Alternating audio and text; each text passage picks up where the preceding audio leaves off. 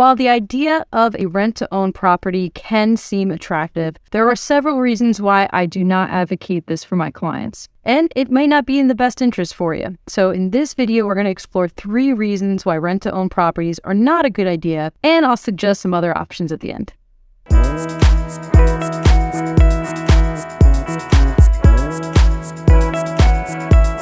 Hey there, if you're new here, my name is Claudia Muniz, and I'm a real estate agent with eXp Realty in Central New Jersey. So I've been getting asked a lot lately by potential buyers because buying market is so competitive. They're starting to look to other options to weigh out their options, and one of them is rent to own. So I typically do not advocate this program for people. It's usually attractive to people who are looking to dip their toe in the water and get a feel for what it might be like to be a homeowner, but not necessarily commit to the purchase right away.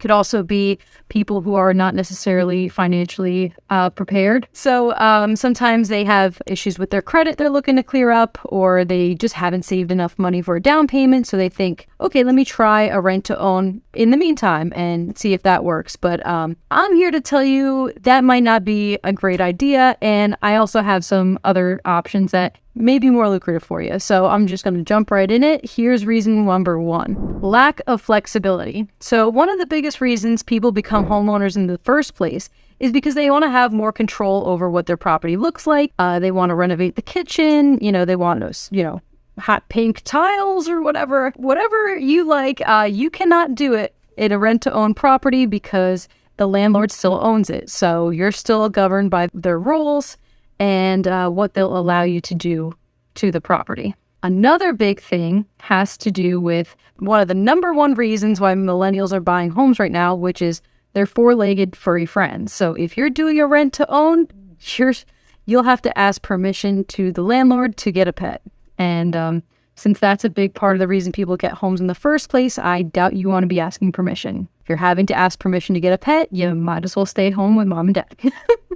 Reason number 2 I do not advocate for rent-to-own properties is the hidden fees and responsibilities. While you're living in the property, depending on what your agreement says, you may be responsible for any little fix that the property needs. So if the toilet starts leaking, if it's in your agreement, you may be liable for that, and you may have to fix it out of your own pocket before you even own the property. Another hidden fee that people don't know that goes into rent-to-owns is called the option fee. So the way a rent-to-own is usually structured is you're paying a monthly rent, which is usually market value. Depending on what you're looking for, that can be $2,000 to $2,500. So then on top of that, you have to pay an option fee. So remember how I was saying most people look at the rent-to-own option when they don't have a big down payment? Well, that option fee would go towards the down payment once the lease duration is completed. What that means is not only are you paying the landlord's mortgage and, a little bit more, but you're also paying more on top of that to eventually count as your down payment. Now, that could be a lot for people. It might not be feasible for you to pay rent and that, especially if you just purchase a property, your mortgage payment will most likely, very highly likely, be less than the rent plus option fee. The third reason why I don't recommend rent-to-own properties for people who are looking to get into homeownership is rent-to-own properties are risky for the tenant. See, that option fee that gets collected in most agreements, if for some reason at the end of your lease term, you're not able to purchase the house, or you've lived in the house for a year and now you decide you don't really like it there, you don't really want to buy the house, well, guess what? The landlord gets to keep your option fee. So all that money you were paying extra to save for the potential down payment, yep, the landlord gets to keep it. And in some cases, while you're in the rent-to-own agreement, the landlord can still sell it to somebody else. So, check your agreements. But again, it's risky on the tenant side. And this is why I don't really advocate for it. For people who are looking to get into homeownership, that money that you're paying extra on top of the rent can be spent way better ways. And so I'm going to get into that now. So let's say that you did want to buy a house, but you do have to rent. Staying with family is not an option right now. What I would recommend is you opt for a cheaper rental, and that same amount of money that you would have spent on a little bit nicer of a rental or the rental plus the option fee, take that money and either, depending on your situation, put it into a savings account or apply it towards your debt to pay down your debt and increase your credit score. So that's going to depend on whether or not you need to boost your credit score to buy or if you needed more money to buy. And if down payment's the issue, we do have down payment assistance programs as well as 0% down financing. So if you're a veteran, you get 0% down financing. That's one of our benefits to thank you for your service. And then another 0% down option is the USDA loan. So this is only applicable in certain areas. So if you're interested in this option, you'd have to not only qualify for this particular loan, but the property would also have to qualify.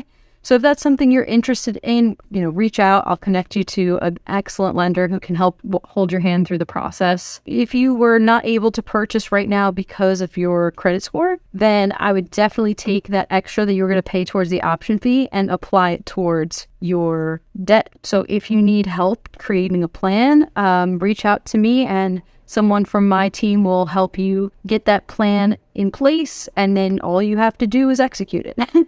I know it might not be ideal to have to get a cheaper rental. I know rentals are expensive to begin with, and I know sometimes it's hard to make that short-term sacrifice for something that, isn't perfect. It doesn't have everything you want, but for the year or two that you're going to be renting, you're going to position yourself way better to be a homeowner versus doing the rent-to-own, where you have all these risks and limitations. Another saving tip that I have is if you're going to put money aside to save for your down payment. I know I mentioned the 0% down financing and the down payment assistance financing, but we also have 3% down conventional loans as well as 3.5% down. If that's your concern and you want to save more towards your down payment, I would highly recommend setting a weekly limit or a monthly limit that you want to save, and then having that auto deposited into a savings account, which you don't have the app on your phone and it's not so easy to transfer the money. I find a lot of the times, especially with myself too, out of sight, out of mind.